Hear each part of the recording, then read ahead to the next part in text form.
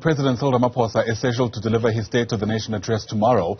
Now, this year's address comes just after Ramaphosa retained his position as the leader of the governing ANC. It's also the first Sona after an independent panel found that he may have a case to answer over the Phala Phala saga. Some political parties have threatened to disrupt the president's address when he finally takes to the podium tomorrow. Let's unpack some of these issues. Bring in National Assembly Speaker Nosiviwe Mapisa-Nqakula, who joins us via our video link this morning. Speaker, it's lovely to see you. Thanks so much indeed for making time to speak to the AM report. Perhaps we can begin by just ventilating some of the issues that are dominating public discourse, Speaker, even as of this morning. There's been a sentiment, in fact, in some instances, a direct call for Parliament to do away with the red carpet and the wearing of gowns in the lead-up to the Sona. People suggesting that this would be in bad taste given the many challenges we're facing in the country. You're the Speaker. Your sentiment around these issues carries weight. Do you reckon this is a justifiable call? Well, I think before we start by discussing that, I think the first thing we need to do is to educate our people about the importance of the State of the Nation address. This is a very rare occasion in the first instance where you have the judiciary, the legislature and the executive under the same roof, where the president clearly outlines the program for the year of government, how the government seeks to make the lives of South Africans better, and how money allocated to government will be spent. So for me, that's the crux of the matter, the importance of the event itself. Now, we also need to appreciate that he does not only do that, he actually reflects on a wide range of socio-economic issues, those which affect us as South Africans and those which impact on our relations, on our diplomacy with other countries. So, and therefore, in other words, it is to be expected that it should be such a dignified and solemn event which everybody should give the necessary respect to. Right.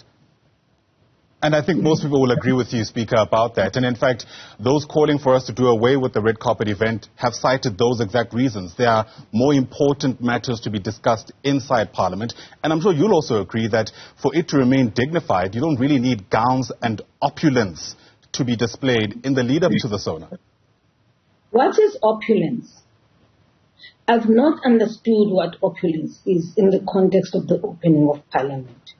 What I do know, because I've not seen opulence, what I do know that this is a tradition which we inherited, which is practiced in all countries of the world, that when there is a State of the Nation address, of course there will be a red carpet rolled out for the president, precisely for the reasons which I have articulated before, where you have these three arms of the state coming. This is the one occasion where they come together. Now, so I've not understood what this notion of removing, why people should remove the red carpet. The issue is not about the red carpet. The issue is about receiving the president, being received by the legislature, receiving the judiciary, and for all of us to display, of course, our pride in the leadership of our country. Yeah. So I've not understood why you would call it, why people think that it's a display of opulence. There's nothing like that because it's a ceremony, of course, which is inclusive of the South African National Defence Force, sure, which will then have its ceremonial guard, which will have a gun salute, which will have a marching, a parade, you know. So sure. I think that it's, yeah, okay. All right. Two things, Speaker. One, let's be fair. The way MPs typically get dressed for a State of the Nation address is not how they dress for any other parliamentary sitting. And I suppose you're not making the suggestion that just because they're not dressed in that way any other time of the year, it's any less respectful. The second important thing I think to point to is that, ironically, just in the early hours of this morning, President Joe Biden in the U.S. was delivering the State of the Union address. And even there, people were dressed in just normal, formal wear. and they were able to get to the business of the day by discussing straight up what needs to be done for the year ahead. I mean, do you not reckon that lessons could be learned insofar as that is concerned? Because what people are pointing to here, Speaker, is that the optics matter. How Parliament comes across in this moment matters. Maybe it's something which we can discuss later as members of Parliament.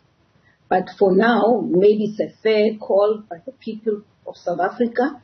But what I do know, in fact, I hear that this year there's been a call that all members should demonstrate that they are wearing clothes which are produced and manufactured in South Africa. I have not seen how the dress code of members of Parliament during the State of the Nation has impacted, whether it has impacted negatively or positively on the State of the Nation address itself. But for me, what is important is the presence of those members in the House, in the joint sitting, to listen to what the President has to say, so that members are empowered enough to engage in an informed manner next week when they respond to the President. That to me is what matters. And what matters as well to me is the conduct of members in Parliament itself, abiding by the rules, obeying the instructions or the directives or the guidance provided by the rules through the the presiding officer. That to me, that really is what matters. I honestly feel that the call to do away with the red carpet, I get a sense that it is rather a trivial matter now. What South Africans should be calling on us to do is to make sure that we have, in that August House, we behave in a dignified manner, that we observe the rules, that because all members are familiar with the rules, and therefore it is expected that we respect rulings from presiding officers, that the proceedings will be smooth, and that we will be able to apply the applicable rules. I think for me that's what we should be calling for at this point, particularly as you say, because earlier on you said there's been a threat to disrupt Parliament. Why is it necessary for people to want to disrupt Parliament? This is an opportunity for us to hear what government is there to deliver, but also to hear what progress we have made in implementing our commitments last year. All right. So I suppose your response is that you reckon these calls are trivial. Fair enough. Let's move on to those threats that you've spoken about, which have been well documented, have been reported about in the open. We do know that there are plans from some political parties to prevent the president from speaking when he takes to the podium. It's not anything new. I wonder in what different ways Parliament is planning to respond to this, especially because the warning signs are so glaring. Warning signs are glaring. As I've said earlier on, all members of Parliament take an oath to the Constitution of the Republic of South Africa when they are sworn. That's number one. And therefore what that means is that you also commit to the rules which are developed by members and they are adopted by members. You also commit to the rules of Parliament. And therefore what it means is that when a member acts in a disorderly manner, literally, in a sense, refusing to abide by the rules which we ourselves have developed and adopted, then of course at that point, then there has to be an enforcement of the rules. I've never, to be honest, whatever our political differences, whatever the challenges we may be having as a country, but I think that for me, this is one important event which all of us should give the necessary dignity and respect. Yeah. It's just for the South Africans, because it's not about the plus minus 400 people who will be in the National Assembly, in the chamber. It's also not about the guests who will be there. It is about South Africans who, when there's a State of the Nation address, actually put everything off and literally concentrate or focus on the speech of the president, just to get an understanding of what commitments you are making to the people of South Africa. Sure, I hear that, Speaker, but I doubt...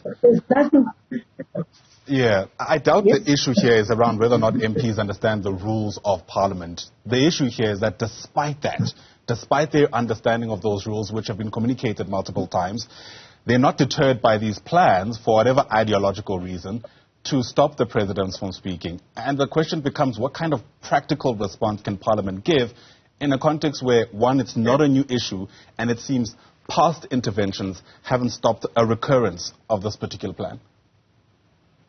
Well, I think that really we will apply the applicable rules.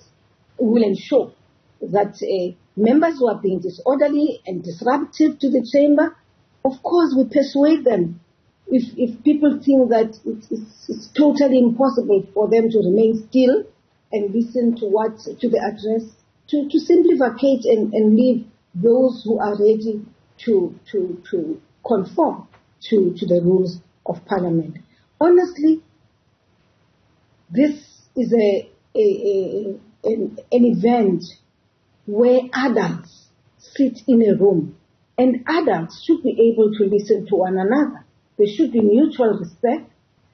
And you know, I hate to say this, one of my grandchildren the other day said to me, he's still in creche, and he says, but you are adults, you are all old people in Parliament.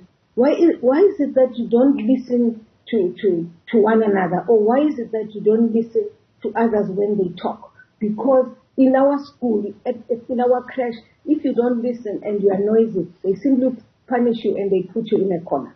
Yeah. No, that's it's a bad example which we are making. And I think that I would like to use this opportunity of this interaction with yourself to really make a plea to members of Parliament who have vowed that they will make this Parliament a disorderly. I want to appeal to those adults who have taken an oath of office, who should be abiding by the Constitution and the rules of South Africa, that please, whatever it is, the differences that we have, we can talk about those things later. For now, the issue is about what does government have in store for us? What does it have for the South African people? What commitments does it want to make? Yeah. And can government also reflect on the commitments made before so that we have a sense of what progress we have made? Sure. Speaking about decorum in a room, Speaker, with the time we have left, there's real questions about whether or not something like the Sona will be held in any other room, given what's taken place at the National Assembly now over a year ago in the form of that fire. What is the plan insofar as that is concerned, Speaker? I mean, is it a far-gone conclusion that the City Hall will be where we are indefinitely, or is there still this political will, this intention to take us back to the now burnt-down new National Assembly? Oh, well, yes. For now, we will be using the City Hall, and these are discussions we have had with the City of Cape Town. But of course, there is a plan to restore Parliament. There is a plan of rebuilding Parliament. I'm sure you are aware that in the past year we've had a multidisciplinary team which was conducting an assessment but also providing us with figures as to what it would cost to restore Parliament.